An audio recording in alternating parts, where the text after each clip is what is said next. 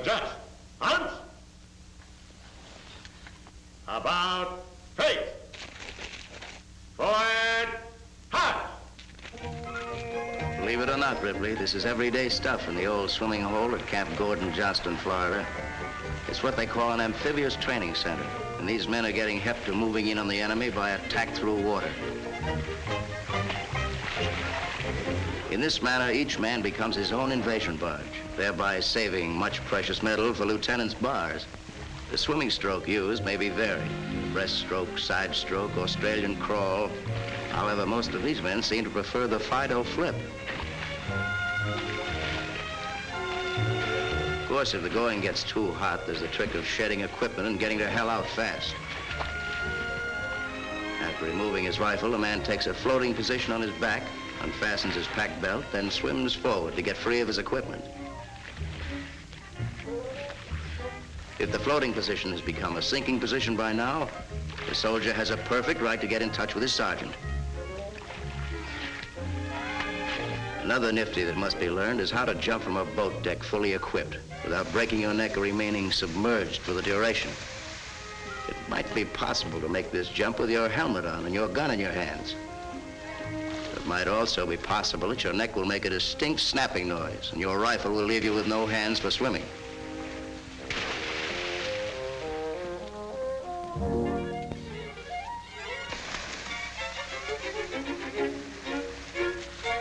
These 10 easy lessons are somewhat similar to parachute troops training, except there's no parachute, no view, and no air to breathe when you land.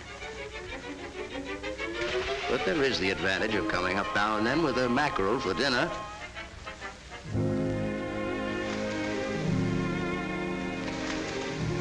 This is one of the more pleasant periods of amphibious training, the chance for a swim without equipment. Except for the little disadvantage of burning oil on the water.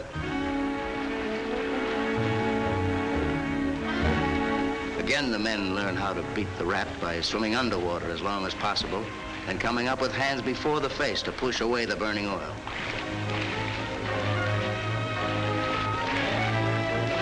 In an actual emergency, they may be swimming away from the flames, not toward them. These flames have to be chased because they've been kicked around so much they know they can't win.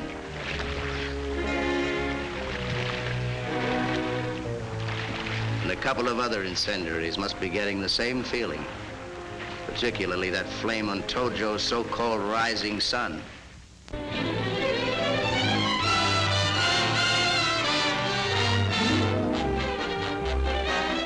Listen, gents, I've been pushing the hack around New York for quite a couple of years, namely 22. It is my personal experience that there is more automobiles in said city than there is people. How would you like to have to navigate through this mob in order to make a nice couple of dollars? Well, I was going to retire and take up a new line of business until certain Japanazis decided to clop us on the chops.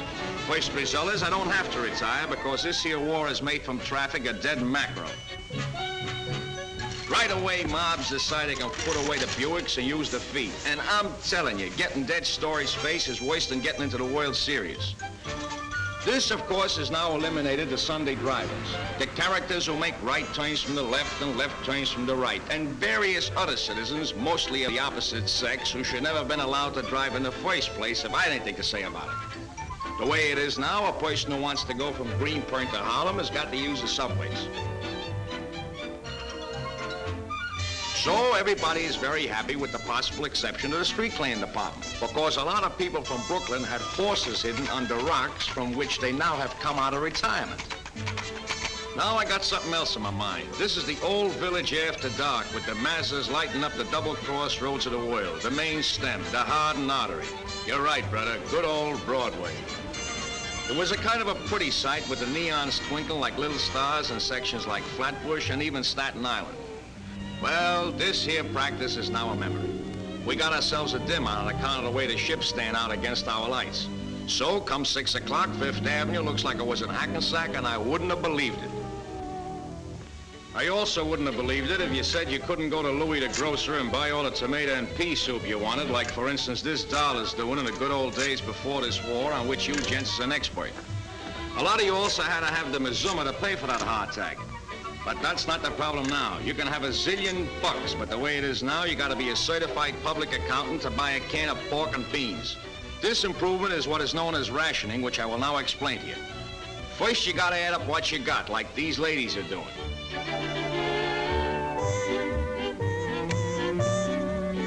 Then if what you got ain't enough, you start to make a list of what it takes to feed the relatives, the kids, and maybe a couple of old cousins thrown in. After you do this, you go and you stand online to get a book, without which the grocery will positively give you a fisheye. Oh, by the way, this standing online, gents, we picked up from the Army. And by the way, we'll be very glad to give it right back to you. So after quite a little wait, you get yourself a ration book number 2, which entitles you to 48 points of groceries each and every month, which makes certain people, for instance, my wife, brood whether there is the what and a bottle of ketchup, or to play it safe and buy a couple of small cans of corn, which positively gives me indigestion. You can see for yourself that this causes quite a bit of trouble. Excepting for a gent who was very ambitious and got himself a wife and 8 kids, making him practically the most popular guy in Long Island City.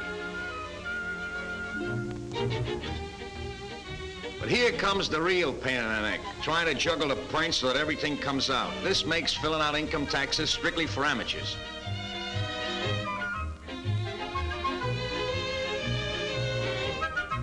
And there are lots of people who now wish they hadn't played hooky when a teacher was giving out with addition and subtraction. Because if you don't figure right, you have nothing to chew on but fresh vegetables, which is hay strictly for citizens that chew their cuds, or maybe rabbits.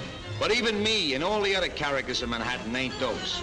And this goes for all the citizens in the suburbs, which reaches to the Los Angeles county line. We know where the gas is going and the electric light bulbs and the ketchup.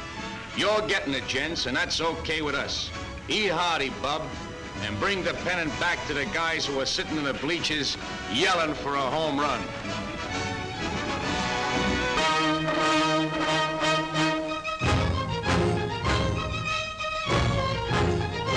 Yes, these are reindeer. The Russians use them to pull sleds over territory where motors would break down. They haul everything from guns to dynamite, and they're particularly useful to bring food to snipers way out in front of the regular infantry units.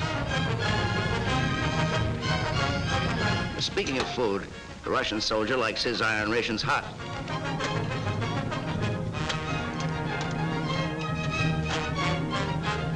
Field kitchens like this are set up wherever the troops are.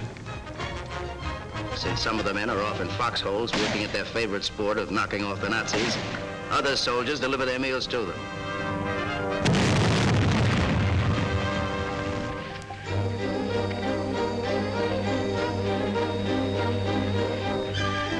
This man is getting his favorite dish, borscht.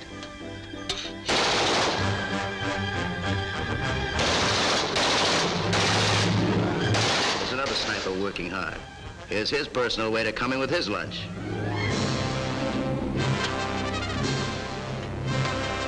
It looks like macaroni, but it's probably shashlik or beef stroganoff.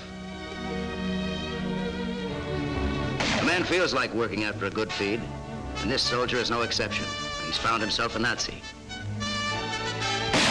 Bingo! He gets the baby doll, which in this case happens to be a shower bath. Yep, a shower bath in a country where the temperature is about 30 below zero. A temporary tent is set up, and the snipers show they've got guts as they start to strip.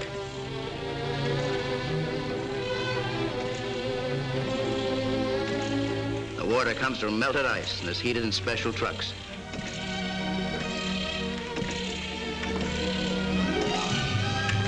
Down to the rind, the men do a good job with soap and hot water.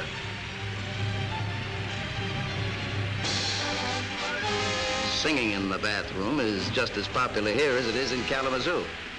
And they dry themselves off, carefully comb their hair in case they run into a girl sniper from back home, and start back refreshed and ready to pick off a few more of the heron folk.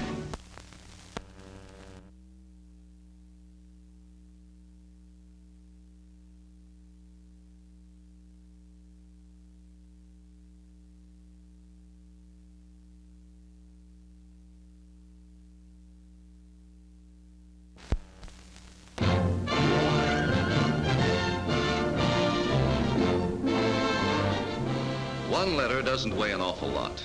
But you GIs overseas add up in the millions. Your girls and folks back home make a lot of millions more. Your letters take a lot of shipping space, and so, letters or guns? That's the question the War Department had to face, and they solved it by giving you both. And giving it to you fast with V-mail. The same form is used everywhere, with room for 400 typewritten words. Any writing tool can be used, typewriter, pen, or pencil. So long as pencils like this are avoided, it's too hard and its mark is almost invisible. A softer pencil photographs like ink. Every day, more and more people use V-mail, and it's always a rush job as far as the post office is concerned. By nightfall, this stack of letters will be on microfilm and on its way across. As the stream of V-mail pouches pours in, the letters are sliced open by a cutting machine, and they are now ready for quick processing. First of all, the letters are sent to the separation tables where an experienced staff, instructed never to read the mail, sorts it into destination groups, making sure each V-mail letter has been correctly prepared. More than 10% of letters coming in have to be returned.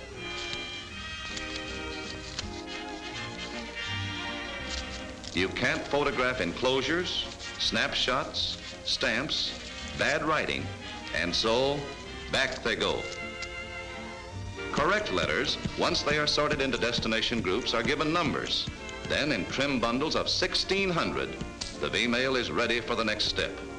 In a few short minutes, all these letters will be on a reel of film. Here are the machines that do it. They are called air draft machines, and they photograph each letter onto one tiny frame of a reel of 16mm film. A flash of light, a snapping shutter, then another, 1,600 frames per reel. That's room for 1,600 letters. The end of the reel. 1,600 letters from folks at home on 100 feet of film. Before more letters go through, another reel of unexposed negative must be put into the camera, and the previous reel sent for development. Out of the air draft machine comes the camera unit, and out of the camera comes the tiny reel of film. The developers can handle 3 reels an hour, and when the film is dried, it's ready to go. On this table are 260 reels of film, in which are recorded all of the 605,000 V-mail letters contained by the 150 mail pouches behind.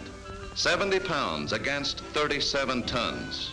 Facts that have a special meaning for the planes by which V-mail is always carried to its overseas destination. The quickest, lightest Army-Navy mail service in history. It's V-mail. At every major destination point are the same facilities for processing incoming V-mail quickly. For V-mail coming in, the job is enlargement.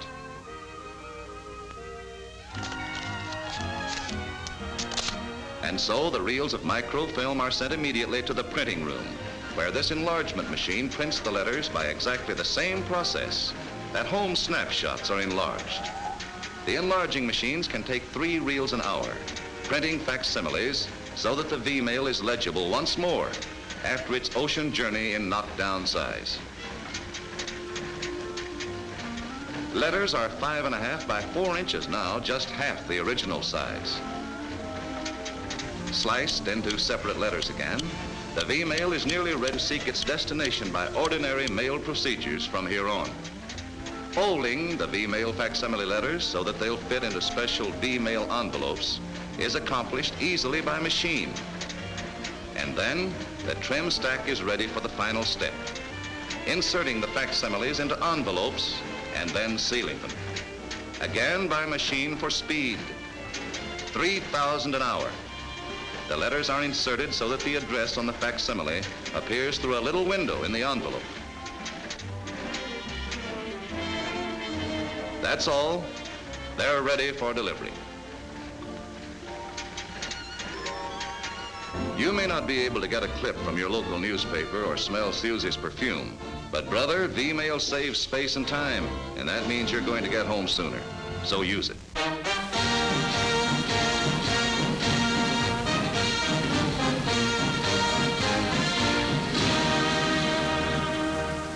At one time and another, it was my good fortune to have under my command on Guadalcanal men of all the armed services of the United States. If anyone ever held the idea that members of our different fighting units could not work together harmoniously and loyally to achieve a common purpose, one brief visit to that battle area would have quickly dispelled any such thought.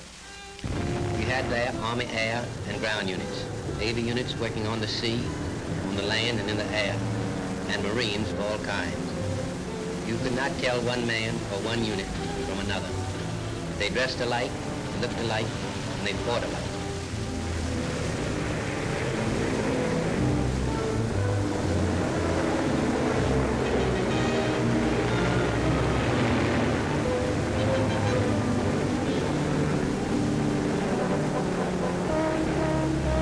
There was no shirking.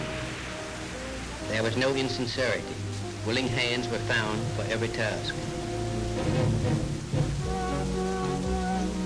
Not only is that battered island in our hands, but also American soldiers, sailors, and Marines have shattered forever the myth of Japanese invincibility. In the early months of the war, while the Japanese war machine moved steadily from one conquest to another, many people undoubtedly asked themselves what manner of men these were, and how would our troops fare once battle was joined? They now have their answer. Do not, however, mistake my meaning. I say we will conquer, but that conquest will not be easy. It will demand the best in every one of us. Against Japanese craftiness, the American fighting man pits a superior intelligence. The Japanese is trained to fight bravely and die. The American is trained to fight, win, and live.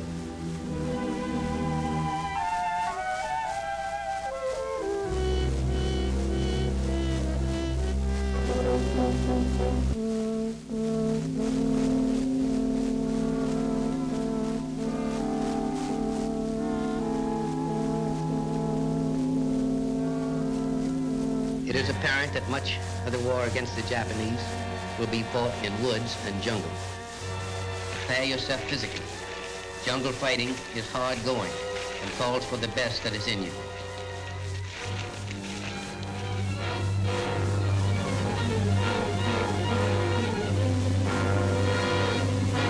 Learn to hit. Learn to hit hard and unceasingly. Thanks to your leadership, sir, we did hit, and hit hard at Guadalcanal. And these Japs could testify to it. Time and time again, they bombed Henderson Field, trying to blast us out of an air base strategically necessary to maintain our supply lines in the South Pacific. But they never succeeded. After each attack, we went to work with men and tractors.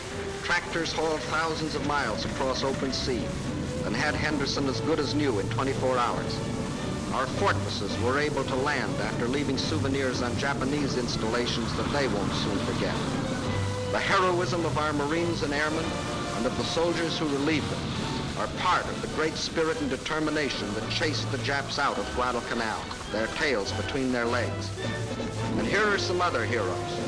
The Spook, the Lay's Lady, the Boomerang, who worked ceaselessly in the action that finally made Guadalcanal ours.